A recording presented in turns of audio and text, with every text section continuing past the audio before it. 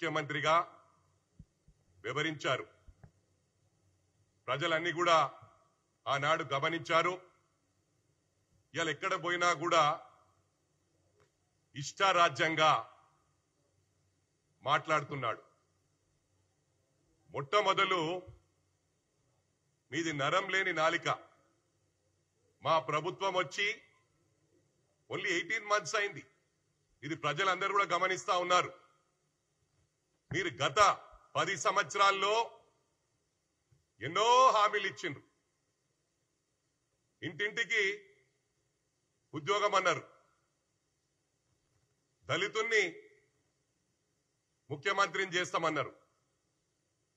దళితులకు 3 ఎకరాల భూమి ఇస్తామన్నారు. అంటే ఇలాంటి హామీలు ఎన్నో ఇచ్చిండ్రు.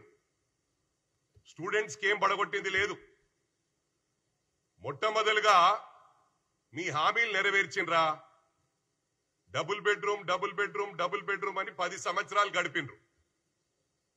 ఒకటి గమనించాలా, ఇలా ఇచ్చిన వాళ్ళకు కూడా మా ప్రభుత్వం వచ్చినాక డబుల్ బెడ్రూమ్ ఎవరైతే కాంట్రాక్టర్స్ కట్టారో వాళ్ళు సూసైడ్ చేసుకుంటామన్నారు.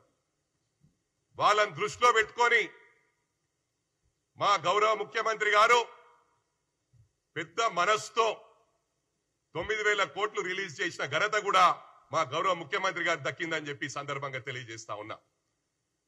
మీరు ఒకటి గమనించాలా, మీ అరాచకాలు ఏ విధంగా ఉండే మరి వివరించాలంటే టైం సరిపోతుందో లేదో. నేను తప్పకుండా కేటీఆర్ చెప్తా ఉన్నా, నీ అరాచకాల మీద ఒక బుక్కు, మీ 10 సంవత్సరాల అరాచకాల మీద ఒక బుక్కు రాయనున్నా. నేను తప్పకుండా బుక్కు రాస్తాను, రిలీజ్ చేస్తాను. ఎందుకంటే ఇట్లా ప్రెస్ మీట్లు పెట్టి మేము మీకు కౌంటర్లు ఇచ్చుకుంటా పోతే మా టైం అంతా బర్బాద్ అవుతుంది. అందుకు మీ బుక్కు రాసి ప్రతి ఇంటికి కడపకు ఆ బుక్కులు సరఫరా చేసే బాధ్యత కాంగ్రెస్ పార్టీ తరఫున నేను వహిస్తానని చెప్పి కూడా ఈ సందర్భంగా తెలియజేస్తా ఉన్నా. ఒకటి గమనించాలా, ఇలా ఏ ఊర్లో పోయినా అరుగుల మీద కూర్చుంటారు, చెట్ల కింద కూర్చుంటారు. వాళ్ళు ఆడవాళ్ళు, పెద్దవాళ్ళు, ముసలి వాళ్ళు ముచ్చట పెట్టుకుంటారు. అరే కేటీఆర్ గిట్లా చేసిన ఆడు, భార్యాభర్తలను విడదీసిన ఆడు, ఫోన్లలో విన్నాడు అందరి మాటలు. ఎన్నో కుటుంబాలు నాశనమైనాయంట కదా, హీరోయిన్ల బతుకులు ఆగమైనాయంట కదా అని. అది రాని చరిత్ర అని చెప్పి ఈ సందర్భంగా తెలియజేస్తా ఉన్నా. మరి క్రైమ్ గురించి నీకు మాట్లాడే అర్హత ఎక్కడుందని చెప్పి ఈ సందర్భంగా తెలియజేస్తా ఉన్నా.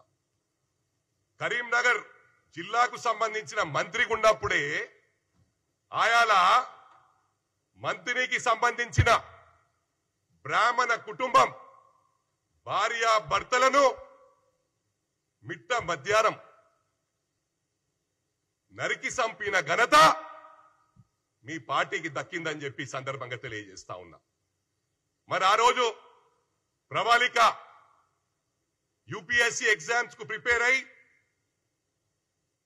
పేపర్ లీక్ అయిందనగానే మళ్ళీ ఎగ్జామ్ పోస్ట్పోన్ అయిందంటే తట్టుకోలేక సూసైడ్ చేసుకుంటే ఆయన నువ్వు మున్సిపల్ మంత్రి ఉండి షాడో ముఖ్యమంత్రిగా పనిచేస్తూ ఏ ఎంక్వైరీ చేయకుండా, ఇన్ఫర్మేషన్ తీయకుండా గాలికి నరం లేని నాలిక అంటారు.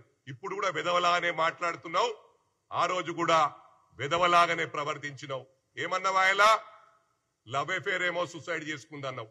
అంటే ఇంత గాలికి మాట్లాడే వెదవవు వేరే వాళ్ళ గురించి మాట్లాడే నైతిక హక్కు లేదని చెప్పి సందర్భంగా తెలియజేస్తా ఉన్నా. ఇవాళ ఒకటి గమనించాలా, ఆంధ్రాలో వైఎస్ఆర్సీపీ వాళ్ళు భయప్రాంతులయ్యి కొంతమంది విదేశాలకు పారిపోయినరు, కొంతమంది రాష్ట్రాలను వదిలిపెట్టి పారిపోయినరు. మా లా అండ్ ఆర్డర్ ప్రాబ్లం ఉంటే ఇవాళ మీరు ఇట్లా మాట్లాడుతున్నా అని ఈ సందర్భంగా తెలియజేస్తా ఉన్నా. ఇవాళ కాన్వాయ్ల గురించి అడుగుతా ఉన్నావు. అరే అవులా, నువ్వు అవులా కానివిరా, మా ముఖ్యమంత్రి గౌరవ ముఖ్యమంత్రి మాట్లాడే గురించి అర్హత లేదు నీకు. ఆ రోజు మీరు టిఆర్ఎస్ ను తెలంగాణ రాష్ట్రం రాగానే తెలంగాణ సెంటిమెంట్ అయిపోయింది అనుకొని తెలంగాణ సెంటిమెంట్ ను పక్కకు పడేసి బీఆర్ఎస్ పార్టీ ఫామ్ చేసి అటు ఏపీలో పార్టీ ఫామ్ చేసిరు.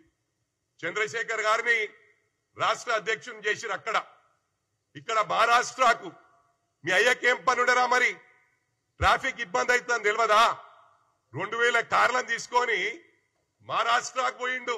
అవసరం మారారా కేటీఆర్ అని చెప్పి సందర్భంగా తెలియజేస్తా ఉన్నా. ఏం మాట్లాడుతున్నావురా?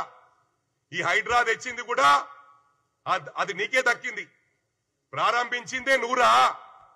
నన్ను అన్నావు రేపు మూసి పక్కకున్న ఇండ్లన్నీ గులగొడుతున్నాం. అప్పుడు నేను ఎమ్మెల్యేగా ఉన్నా.